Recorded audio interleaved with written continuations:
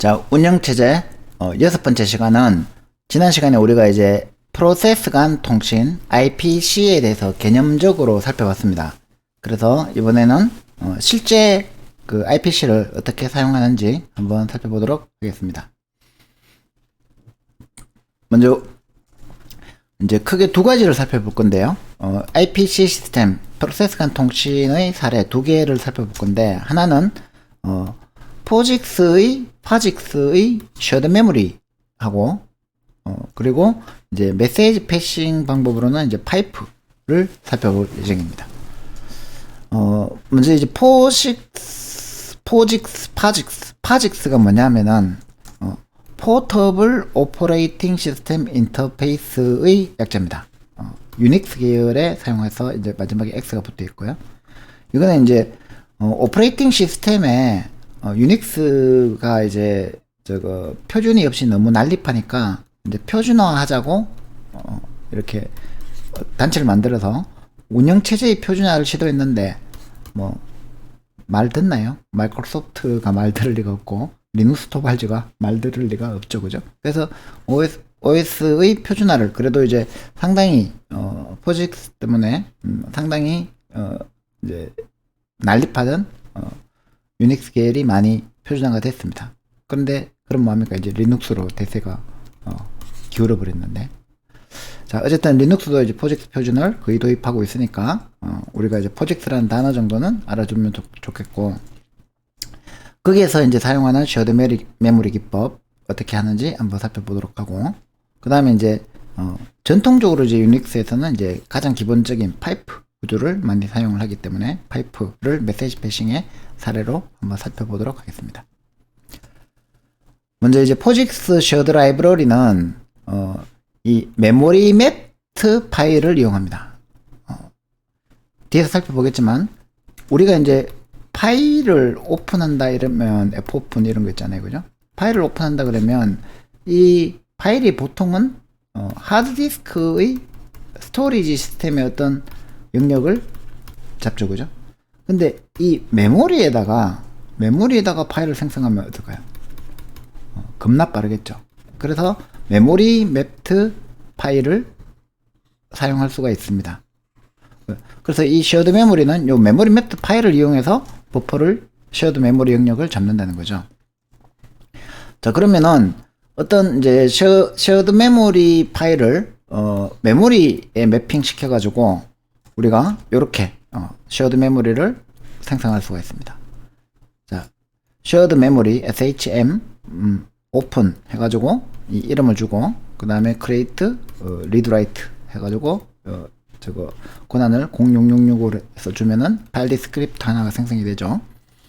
그러면은 이제 그거를 가지고 이제 이 그 오브젝트의 크기 read write 하는 하나의 청크의 크기를 4096바이트로 주면은 읽고 쓸 때 그 단위가 4096바이트씩 읽고 쓰게 됩니다, 그죠? 그걸 이제 F 트렁케이트 해가지고 파일 사이즈를 정해주고, 그 다음에 이제 메모리 맵트 파일을 요 쉐어드 메모리에다가 매핑 시켜주면 되는 거죠. 그래서 메모리 맵, mmap이라고 해서 요거를 이제 리드, 라이트가 가능한 파일로 쉐어드로 형태로 이제 파일 디스크립션을 줘가지고 이렇게 생성을 하면 됩니다. 메모리 매핑을 시켜주는 거죠, 이 파일하고. 자, 이렇게 해가지고 실제로 그러면 이제 구현을 해보면 이렇게 인클루드를 하고 사이즈 정하고 이제 네임은 OS, 이게 쉐어드 메모리의 이름이고 요거는 이제 사이즈로 주면 됩니다. 그 다음에 이제 두 개의 메시지가 있어요. 헬로 해서 쉐어드 메모리라는 두 개의 메시지를 써볼 겁니다. 그리고 이제 파일 디스크립터는 인테저로 선언하고 캐릭터 포인터로 ptr을 줍니다. 이 포인터를 이제 어떻게 사용하는지 한번 잘 보세요. 먼저 이제 shm open 해가지고 네임 주고 create read write 줘가지고 shm 파일 디스크립션 하나 만들고 ftrancate로 사이즈를 아까 4096으로 줬죠, 그죠? 자, 그 다음에 이제 mmap 해가지고 read write 형태로 이 파일 디스크립트를 줘가지고 메모리에 이 파일 쉐이드 메모리 영역을 요 shm fd가 거꾸로 해야겠다. 이렇게 이제 이 영역을 잡았습니다. 그 다음에 이제 보시면 sprintf 해가지고 포인트에다가, 아까 이 포인트가 보이드 포인트였죠, 그죠? 캐릭터 포인트였나? 어쨌든 포인트에다가 ptr이 가리키는 포인트에다가 메시지 제로는 스트링이었죠, 그죠? 처음에 이 메시지 제로는 헬로였죠, 헬로고, 그 다음에 메시지 1은 쉐어드 메모리라는 문장이었죠, 그죠? 그 포인터에다가 %s에서 라이트를 문장을 쓰고 요 포인터를 요만큼 스트링 랭스만큼, 이 메시지 제로의 스트링 랭스만큼 옮깁니다. 그러니까 여기 처음에 여기 포인터가 있었는데 헬로라고 포인트 쓰고 난 다음에 포인터를 또 옮기고 거기에다가 또 sprintf 해가지고 shared memory라고 쓰고 또 포인터를 여기까지 옮기고, 그러면 이제 파일을 시크하는 거하고 똑같죠, 그죠? lseek처럼. 그렇게 해가지고 이제 컴파일 할 때 요 shared memory producer.c 해가지고 -lrt rt 라이브러리를 이용해서 저거 컴파일 해가지고 실행을 하면, 얘는 지금 하는 역할이 뭡니까? 프로듀서죠, 그죠? 프로듀서이기 때문에 P0하고 P1이 있으면 얘가 이제 P0 프로듀서 파일입니다, 그죠?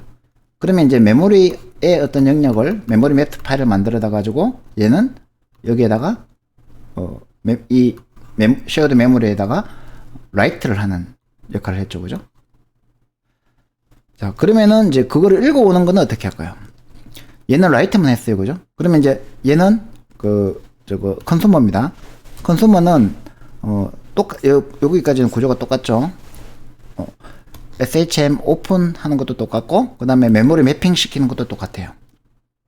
그러면은 요 이름이 같기 때문에 SHM 오픈이 똑같은 쉐어드 메모리 영역을 리턴해 주겠죠, 그죠? 대신 얘는 이제 라이트는 왜 썼지? 리드 하겠다는 거죠, 그죠? 자, 그런 다음에 printf %s 해가지고 이 포인터를 캐릭터 포인터로 타입 캐스팅해서 그냥 라이트 하면 된다는 거죠. 그러니까 결국에는 요 포인터가 가리키는 게, 이 ptr이 가리키는 게 현재 요 메모리 매핑을 시켰으니까 아까 그거 프로듀서가 쓰는 헬로 쉐어드 메모리 영역을 이렇게 가리키고 있겠죠, 그죠? 그러면은 printf 해가지고 얘를 출력하라니까 어차피 얘가 또 메모리에 있는 거고, 그러니까 이제 그냥 바로 출력이 되는 거죠, 그죠? 그리고 난 다음에 다 썼으니까 쉐어드 메모리 영역을 SHM 언링크해서 삭제를 해주면 됩니다. 마찬가지로 -lrt 옵션 줘가지고 컴파일해서 실행을 하면 쉐어드 메모리를 구현한 겁니다. 한번 같이 해보겠습니다. 자, 우리 피글 3.16에 있는 코드입니다. 피글 3.16에 있는 코드를 그대로 가져온 거니까, 자, 결국에는 쉐어드 메모리를 오픈해서 메모리 매핑을 했다는 게 제일 중요한 거죠, 그죠? 그렇게 해가지고 그 포인트에다가, 이 메모리 매핑된 포인트에다가 sprintf로 스트링을 써준 겁니다, 그죠? 뭐 인테지를 써도 되고, 저거 바이너리 데이터를 써도 되고, 이 포인트에다가 쓴 다음에 포인트를 이동해가지고 이렇게 이동한 다음에 또 쓰고, 그리고 원하는 만큼 쓰면 되겠죠, 그죠? 자, 그러면은 이제 이거를 gcc 3. 얼마지? 3.16 3.16 3.17이 없어졌다. 영상 다시 찍기 싫은데. 자, 그렇게 해가지고 gcc 해가지고 지금 이제 .a.out이 실행을 하면 이제 아무것도 실행이 안 되죠. 왜냐하면 여기는 지금 그 sprintf 해가지고 쉐어드 메모리에다가 라이트만 하고 이제 얘는 그걸 리턴 해버렸잖아요, 그죠? 그러니까 지금 쉐어드 메모리 영역에다가 뭔가 써져 있긴 한데 얘는 지금 관여를 안 해요, 그죠? 그러면은 지금 이게 요 클라이언트 코드는 똑같습니다. 컨슈머 코드는 똑같은데 지금 사라져 버렸어요. 제가 덮어 쓴 것 같아요. 근데 다행히도 내가 코딩하면서 남겨놨을 거예요. 다행이다. 아까 아까 컴파일 한 거를 shm consumer, shm producer로 제가 생성해 놓은 게 있거든요. 이게 실행 파일인데, 점 슬래시 shm consumer를 한번 실행해 보겠습니다. 자, 이렇게 하면은 hello shared memory라고 출력이 되죠. 자, VS 코드에 코드가 날아가고 있으니까 이걸로 보면 결국에는 요 메모리 맵에 printf를 하고 shm unlink를 했죠. 자, 이러면은 이제 shm unlink가 없어졌겠죠, 그죠? 그러면은 자, 요 shm consumer를 한 번 더 실행하면 어떻게 되겠습니까? 지금 아까 만들어 놓은 shm 오픈 해가지고 만들어진 그 shared memory가 이미 저거 내가 가지고 오고 없죠, 그죠? 그러니까 그 다음 포인터를 가리키고 있을 거잖아요. 그래서 한 번 더 실행하면 없으니까 쓰레기 값이 들어있을 거니까 아마 segmentation fault가 나오는 거죠. 이해되죠? 자, 그렇게 해서 이제 3.16 컨슈머인데 봅시다. 3.16 얘가 프로듀스인데 3.16 프로듀스고 제가 이 3.16 프로듀서하고 3.16 컨슈머인데 교재 코드가 그대로 있고 이거 PPT 자료 있으니까 이걸 가지고 여러분들이 실험을 해보시기 바랍니다. 자, 그 다음에 이제 그 방금 했던 거는 쉐어드 메모리 방식입니다. 그죠? 쉐어드 메모리 방식은 뭐가 문제라 그랬죠? 우리가 일일이 저렇게 SHM 오픈하고 그 다음에 그 저거 라이트하고 리드하고 또 그 저거 클로즈 해주고 이런 거를 우리가 다 해야 되니까 부담스럽다는 거죠. 그죠? 그래서 이제 파이프는 유닉스에서 아주 초창기에 사용하던 RPC 메커니즘인데 그래서 굉장히 간단해요. 그냥 어떤 커뮤니케이션 두 개의 프로세스가 커뮤니케이션 하는 그냥 도구처럼 행동한다. 왜냐면은 이 파이프를 그 구현할 때 있어서 우리가 유니다이렉셔널하게 구현할 거냐 바이다이렉셔널하게 구현할 거냐 어떤 파이프가 있으면 우리가 흔히 아는 이 파이프가 있으면 사실 파이프는 일로도 갈 수 있고 일로도 갈 수 있죠, 그죠? 근데 이 양쪽으로 가게 하면은 골치 아프죠, 그죠? 왜냐면 얘가 이쪽으로 보내는데 얘가 이쪽으로 보면 중간에 만나가지고 못 가잖아요, 서로. 그러니까 아예 유니다이렉셔널하게 하자. 그 다음에 투웨이 커뮤니케이션이 가능한가? 그래서 유니다이렉션을 하다는 건 방향이 하나고 투웨이 커뮤니케이션 하다는 거는 이제 하프 디플렉스냐 풀 디플렉스냐 그러니까 왔다 갔다 할 수 있느냐 또 이 얘기죠, 그죠? 근데 이거는 간단해요. 왜냐하면 뒤에서 보겠지만 유니다이렉션 한 거 요쪽으로 가는 거 한 개 요렇게 가는 거고 파이프 두 개 만들면 되잖아요, 그죠? PQ가 그리고 이제 릴레이션십이 만약에 그 커뮤니케이팅 하는 프로세스 간의 릴레이션십이 존재해야 되느냐. 자, P와 Q가 동시에 싶다. 그런데 얘가 얘한테 보내고 얘가 얘한테 보낼 때 얘하고 얘가 어떤 관계가 있어야 되느냐. 얘가 페어런트고 얘가 차일드여야 되느냐. 그럴 필요가 없죠, 그죠? 근데 파이프는 구현의 편의상 이렇게 페어런트 차일드 관계를 가져야 한다는 겁니다. 그리고 이제 네트워크에서 동작할 수 있느냐. 지금 이제 어떤 파이프를 이렇게 만드는데 이 파이프가 네트워크를 통해서도 갈 수 있느냐. 이게 쉽지 않다는 거죠, 그죠? 그래서 파이프는 네트워크에서 안 쓰고 네트워크에서 쓸 수 있는 파이프를 우리가 소켓이라고 부릅니다. 소켓은 뒤에서 살펴보고. 자, 그러면은 두 개의 그 파이프 타입이 있는데 첫 번째 이제 우리가 살펴볼 거는 오디너리 파이프 요것만 볼 거예요.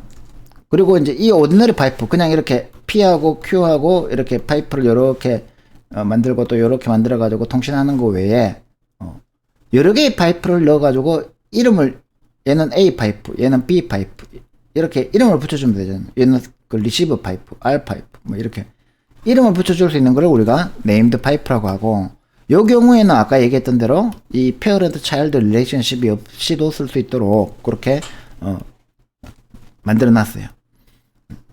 그래서 이제 파이프가 좀 고도화된 거라고 보면 되죠.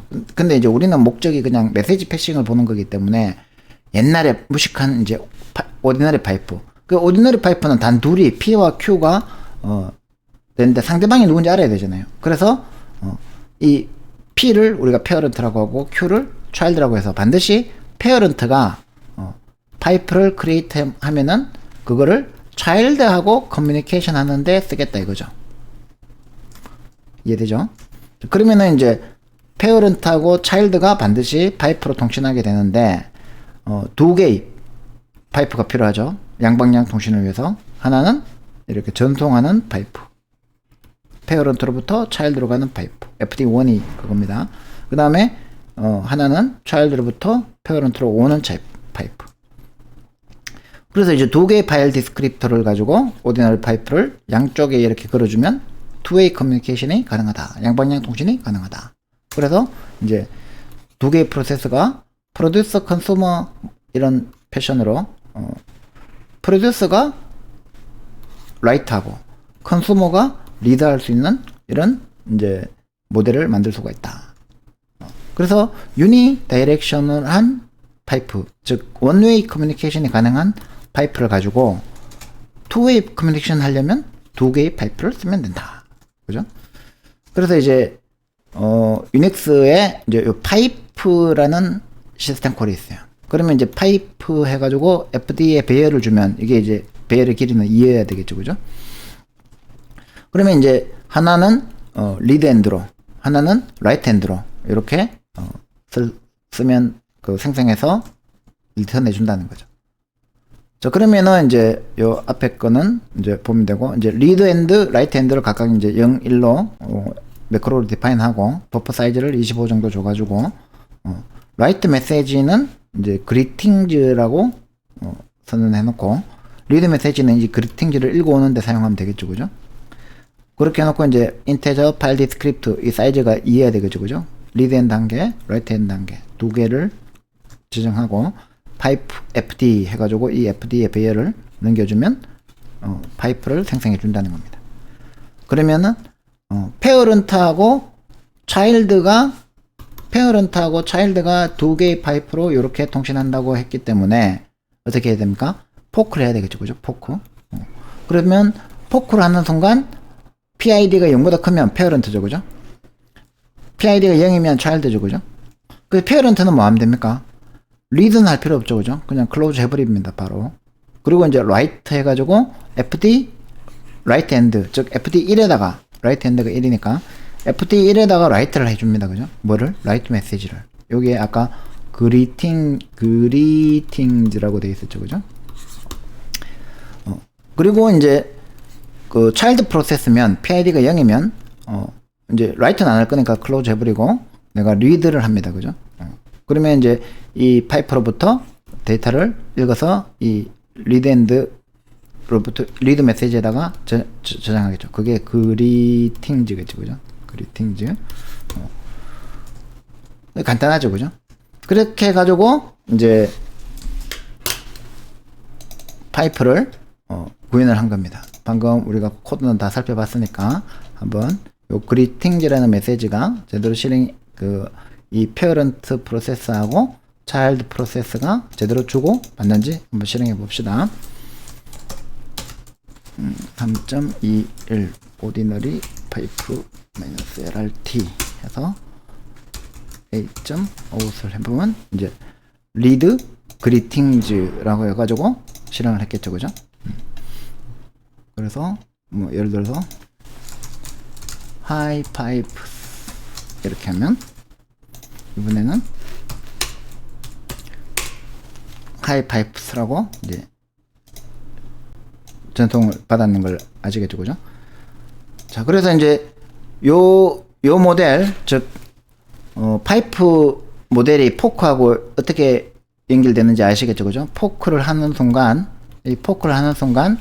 페어런트 프로세스가 돌고 차일드 프로세스가 돌고 웨이트를 안 해줬으니까 야구는 지금 콘커런트하게 돌죠, 그죠? 콘커런트한테 도는데 지금 이 파이프 FD 해가지고 이 FD로 두 개의 FD 이게 FD1이구나. FD1과 FD0가 두 개의 파이프가 생성이 됐고, 그래서 이 페어런트가 여기다 라이트를 하면 차일드가 그거를 저거 받을 수가 있다는 거죠, 그죠? 지금은 한 개만 했고, 저거 이제 차일드가 또 나중에 라이트를 하면은 얘는 이제 또 얘가 받는 것도 한번 해보면 좋겠죠.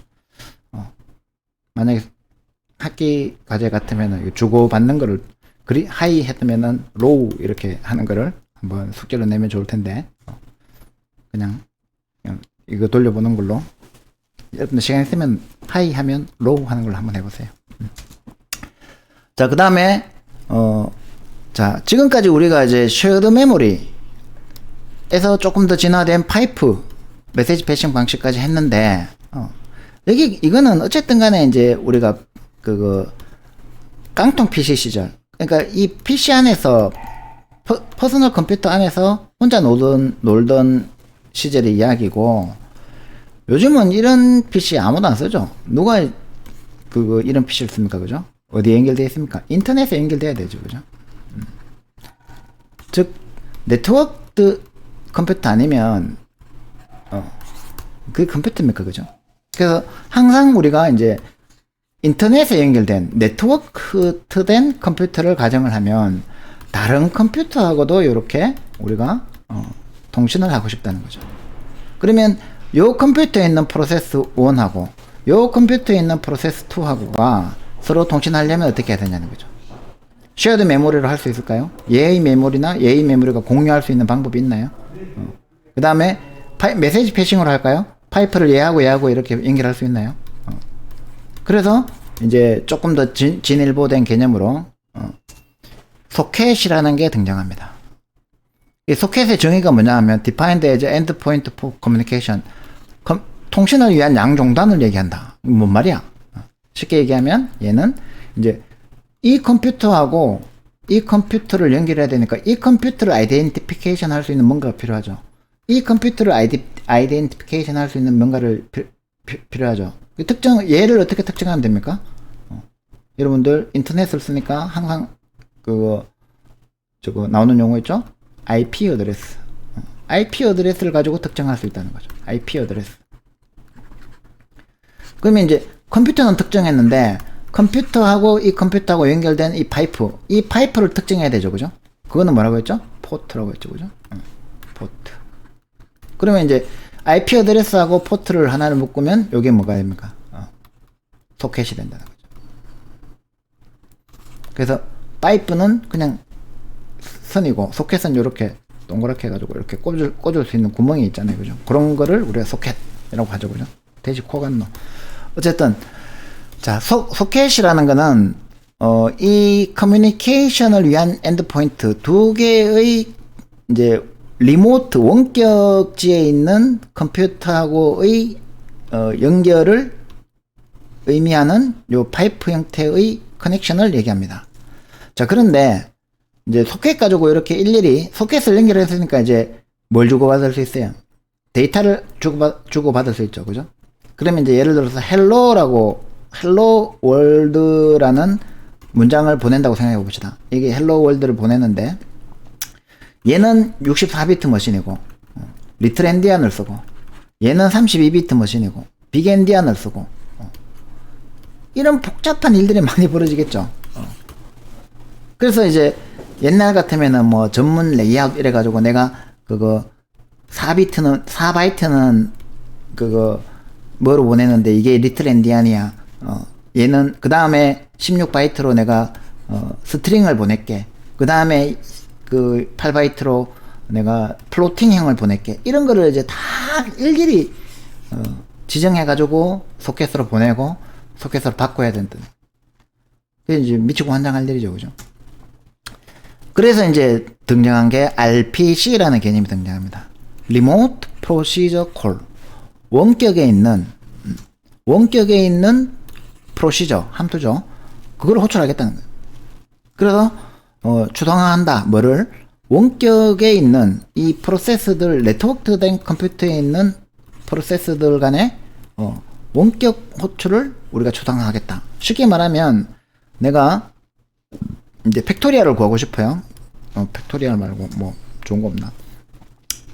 그럼 썸을 하고 싶어요. 썸 A 그거 A 배열 A가 있는데 이 배열이 100만 개.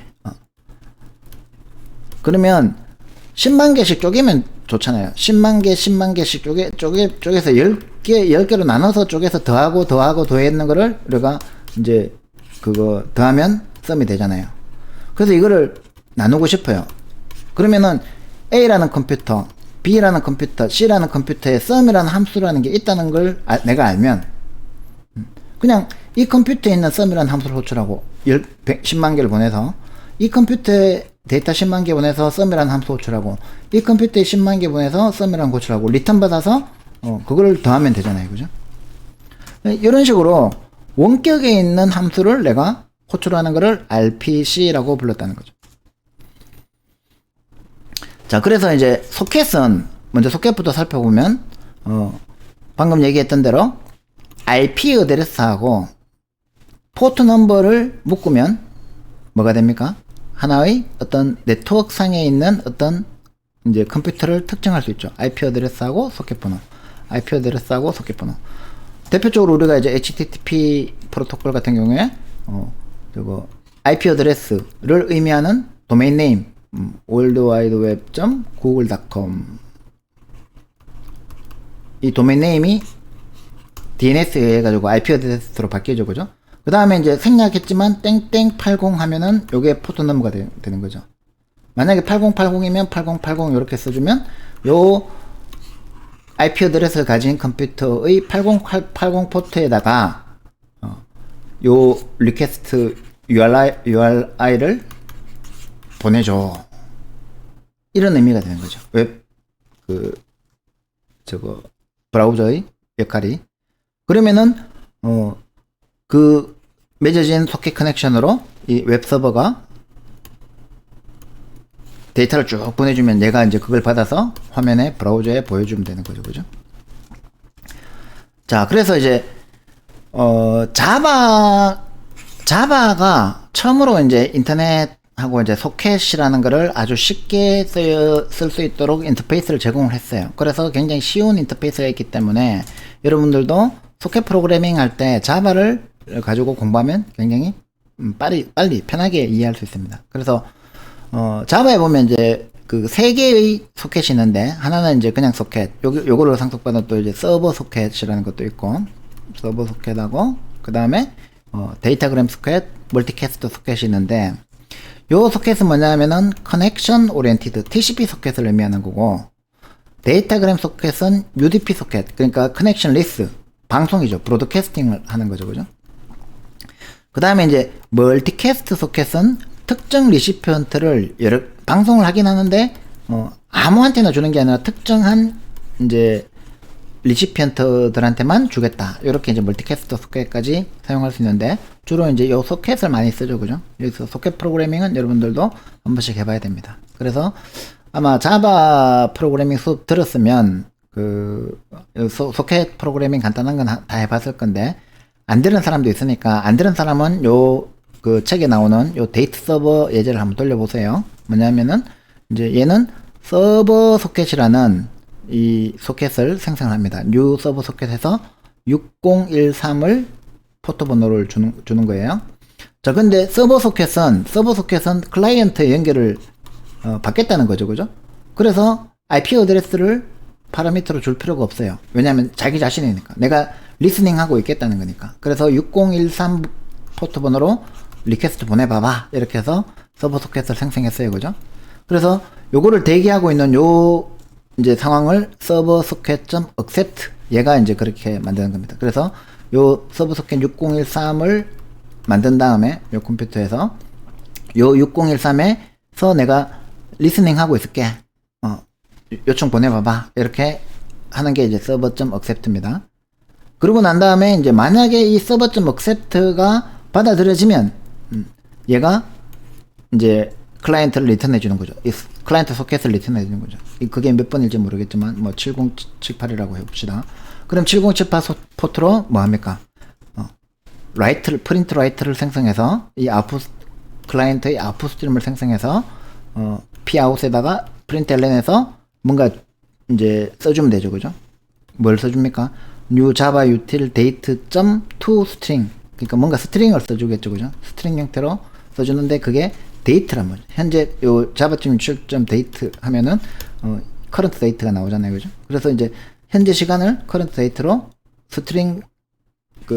스트림으로 써줬다는 거죠. 그러고 난 다음에 client.close입니다. 요 server.close가 아니고 client.close 하면은 이제 방금 여기서 만든 요 소켓 클라이언트, 자 6013번으로 내가 그거 리스닝을 하고 있고, 여기로 요청 들어왔는 뭔가를 소켓 클라이언트 했는 거를 전송하고 난 다음에 얘가 클로즈 해버려요, 그죠? 그 다음에 또 요청 들어오면 또 전송하고 클로즈 해버리고, 만약에 보낼 게 계속 있으면 계속 얘를 열어놓으면 되고, 얘는 만약에 여기 들어왔는데 얘가 아직 보내고 있는 중인데 또 들어와도 얘는 이제 비어있으니까 서버는 돌 수 있죠, 그죠? 그러면 또 새로 소켓 만들어가지고 이렇게 수없이 만들어가지고 보낼 수 있죠. 근데 동접자 수는 포트 수에 한정되어 있겠죠, 그죠? 그러니까 내가 시스템 포트가 만약에 10,000개 있는데, 운영체제가 10,000개까지 제공해 주는데 11,000명이 접속하면 어떻게 되겠어요? 서버 터지는 거죠, 그죠? 여러분도 소강 신청할 때 그런 일 많이 벌어지잖아요. 요즘은 이제 로드 밸런싱을 하니까 상관없지만. 자, 그러면 이제 데이트 클라이언트는 뭐 하느냐? 이제 이 데이트 클라이언트는 사실 같은 컴퓨터에 있을 필요 없죠, 그죠?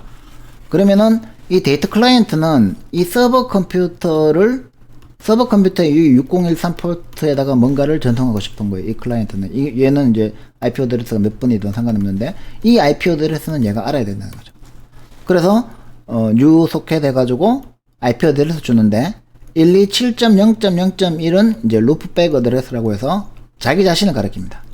만약에 내가 여러분들이 특정 이제 서버에 IP를 한다면, 이거 꼭 뭐 IP로 적어줄 필요도 없죠, 그죠? 예를 들어서 worldwideweb.google.com 혹은 naver.com 이렇게 해가지고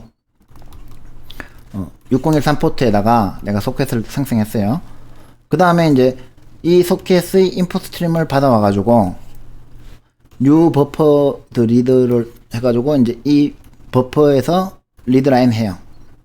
그러면 이제 뭐를 받아옵니까? 아까 서버 쪽에서 new date 해가지고 to string 해가지고 write를 했죠, 그죠? 그러면 이제 클라이언트가 그거를 이제 소켓으로부터 받아오는 거죠, 그죠?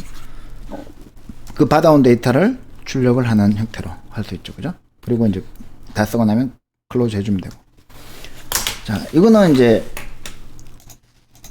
뭐 이클립스에서 해도 되고 그냥 메모장에서 코딩해도 컴파일하는데 큰 문제 없습니다, 그죠? 그래서 여러분들이 데이트 서버 이렇게 뭐 이 포트 번호도 한번 바꿔보시고 7078 이렇게 바꿔서 해보시고, 요 IP 어드레스도 여러분들 PC IP 어드레스를 한번 넣어보세요. 제 PC를 이거 개인정보 보호 차원에서 내 PC IP를 넣으면 안되겠다. 그렇게 해가지고 데이트 서버가 리스닝 하고 있고, 데이트 클라이언트는 요 이제 데이트 서버는 요 6013 포트에서 리스닝 하고 있고, 클라이언트가 요 스트링을 받아서 출력하는 거를 이제 한번 실행을 해봅시다. 자, 여기서 이제 자바 뭐였지? 자바 마이너스 클래스 패스 줘가지고 빈을 밑에 이제 제가 아마 챕터 03이라는 패키지를 줬을 거예요. 챕터 03. 데이트 서버를 돌립니다. 아무것도 출력 안 하니까 이상하네. 뭔가 출력하고 다시 돌아옵시다. 여기서 데이트 서버에서 6013 아니었죠? 바꿨죠. 7078에서 얘가 이제 accept 하기 전에 system.out.println 해서 I am listening 이렇게 이제 듣고 있다고 얘기를 해주고, 그 다음에 이제 accepted 되고 나면 프린트 라이터까지 열고 나면 다시 얘는 new client is connected 이렇게 출력을 해주는 걸로 해놓고 7078 맞죠? 해가지고 다시 내가 지금 아마 컴파일이 여기서 실행을 하면 안 되잖아. 실행은 여기서 할게요. 바로 서버에서 해도 되는데 데이터 서버 하면 이제 리스닝 하고 있죠, 그죠? 그러면은 이제 클라이언트도 7078로 바꿨고 루프백 어드레스니까 이제 내 컴퓨터에서 같이 돌리고 있으니까 이제 얘가 마찬가지로 자 이제 같이 떼어놓고 봐야죠. 자바 빈 밑에 챕터 03. 데이트 이제 클라이언트 해가지고 얘가 실행을 딱 하면 자 보이시죠? 얘가 리스닝 하고 있다가 이제 이 클라이언트가 소켓을 오픈하는 순간 이제 accept가 됐어요, 그죠? 그래서 new 클라이언트가 커넥티드 됐고 그 다음에 소켓에다가 라이트를 했죠. 그 7078 포트의 소켓에다가 라이트를 하니까 그게 전송이 돼서 클라이언트한테는 이렇게 new date.toString이 리턴된 거죠, 그죠? 그 다음에 이제 출력했으니까 클로즈하고 끝냈죠, 그죠? 그러면 이제 얘를 데이트 서버를 이거 말고 이제 한글도 되나? 만나서 반가워. 한글 처리하려면 뭔가 또 더 있어야 돼 싶은데 그래도 될 것 같아요. 요새 인터내셔널 아시언스 잘 돼 있어가지고. 자, 다시 컴파일을 해야 된다. 컴파일을 하고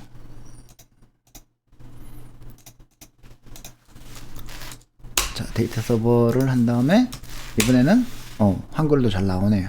이제 만나서 아까 이제 new date 서버 그거 toString new date toString 하는 거 대신에 만나서 반가워라고 라이트를 해주니까 얘가 만나서 반가워라고 받아서 출력을 해주죠, 그죠? 그래서 이제 요걸 통해서 요 책에 있는 예제가 결국에는 이 리모트 원격지에 있는 두 개의 P와 Q가 있는데 이 P에 있는 프로세스 P하고 P1하고 Q에 있는 프로세스 P2가 서로 통신을 하고 있는 거죠, 그죠? 근데 뭐를 통해서 합니까? 소켓을 하는 거죠. 이 소켓은 일종의 파이프인데 뭐로 바인딩 되어 있다? IP 어드레스와 포트 번호로 바인딩하면 그것을 우리가 소켓이라고 한다. 자, 그 다음에 이제 RPC는 이거는 예제 만들기도 복잡해요. 그래서 그냥 말로만 설명할게요. 리모트 서비스의 또 알 필요도 별로 없고. 그래서 이제 아주 원형적인 그 형태인데 알 필요 없다는 게 지금 알 필요 없다는 거고 여러분들이 이제 현업의 전문가가 되면 RPC를 많이 씁니다. 자바에서는 이 RPC를 뭐로 구현했냐면 RMI라고 구현했어요. 리모트 메소드 인보케이션. 원격지에 있는 메소드를 내가 호출하게 리모트 메소드 인보케이션이라는 걸 하고 그 다음에 이제 콤 그 마이크로소프트 윈도우즈 모델에서는 컴포넌트 오브젝트 모델이라고 하죠. 콤 그래서 분산 또 돼 있다 해서 디콤 디콤 이런 거 하고 그 다음에 이제 뭐 코바 이래가지고 있고 뭐 EJB 뭐 이런 이제 그거 고급 엔터프라이즈 환경에서는 이 RPC를 거의 많이 씁니다. 그래서 학부 수업 수준에서는 필요 없지만 이제 분산 시스템이나 이런 거 공부하려면 또 이제 많이 쓰지만 우리는 간단하게 뭐를 하면 되냐면 그냥 아까 얘기했던 대로 프로시저를 원격지에 있는 프로시저를 내가 네트워크 커넥션을 통해서 원격지에 있는 함수를 내가 호출하고 싶다. 그거를 우리가 RPC라고 한다.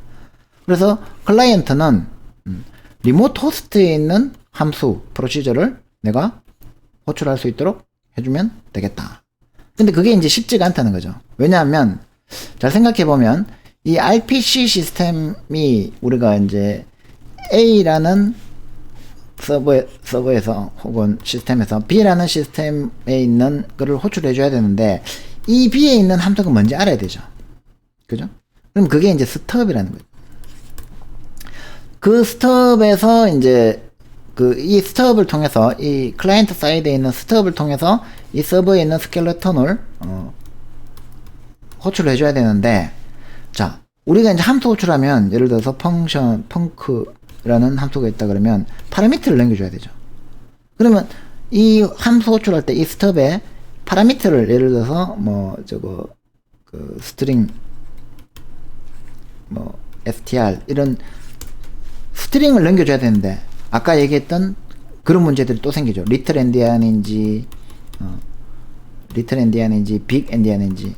그 리틀 엔디안은 인테저 같으면 4바이트 같으면 얘가 0, 1, 2, 3 이런 순서로 되어 있는데 빅 엔디안 같으면 거꾸로인가 모르겠다. 빅 엔디안 같으면 또 0, 1, 2, 3 이렇게 되어 있단 말이죠. 그러면 이거 시스템 맞춰가지고 상대방한테 넘겨줘야 되잖아요, 그죠?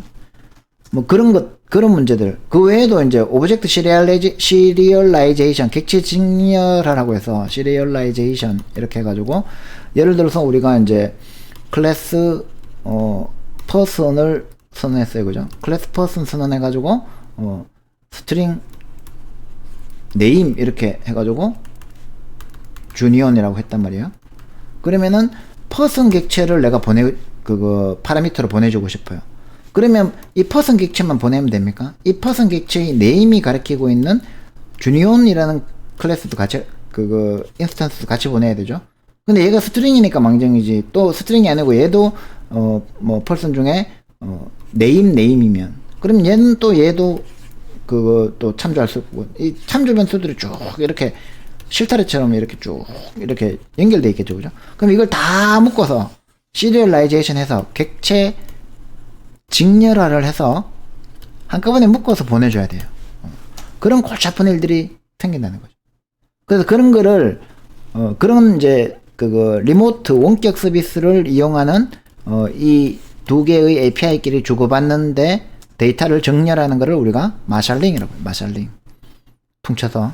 그래서 마샬링 한 객체를 보내고 파라미터로 마샬링 한 객체를 파라미터로 이게 파라미터로 넘겨갔으면 다시 이제 리턴도 마샬링해서 넘겨줘야 되겠죠, 그죠? 그래서 이런 이제 복잡한 문제가 생기기 때문에 이제 인터페이스 데피니션 랭귀지 IDL이라는 걸 가지고 이런 거를 스톱과 스켈레톤을 정의하고 마샬링까지 해야 된다는 거를 이제 알면 됩니다. 그래서 그 복잡한 거는 여러분들이 지금 이해하려고 할 필요 없고 RPC 즉 리모트 프로시저 콜이라는 거는 결국에는 지금 우리가 쭉 프로세스 간 통신 IPC를 배워왔다는 거죠, 그죠? IPC의 확장 개념 IPC가 RPC가 되는 거죠, 그죠? IPC는 컴퓨터 내부에서 두 개의 프로세서가 서로 통신하는 거라면 RPC는 이 두 개의 프로세서가 굳이 하나의 PC에 있을 필요가 없다. 원격 네트워크에 연결되어 있는 컴퓨터끼리 통신할 수 있는 것을 우리가 RPC라고 부른다. 이렇게 이해하시면 될 것 같습니다.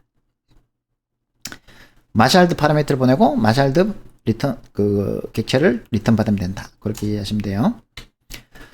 자, 그래서 오늘은 우리가 이제 IPC 혹은 조금 진화해서 RPC 그러니까 두 개 이상의 프로세스 인터 프로세스 두 개 이상의 프로세스가 커뮤니케이션 통신하는 것을 배웠습니다. 자, 그런데 우리가 이제 쉐어드 오브젝트도 배웠지만 이 여러 개의 프로세스 P0, P1이 이렇게 그냥 통신만 하면서 이렇게 사이좋게 지내면 상관이 없어요.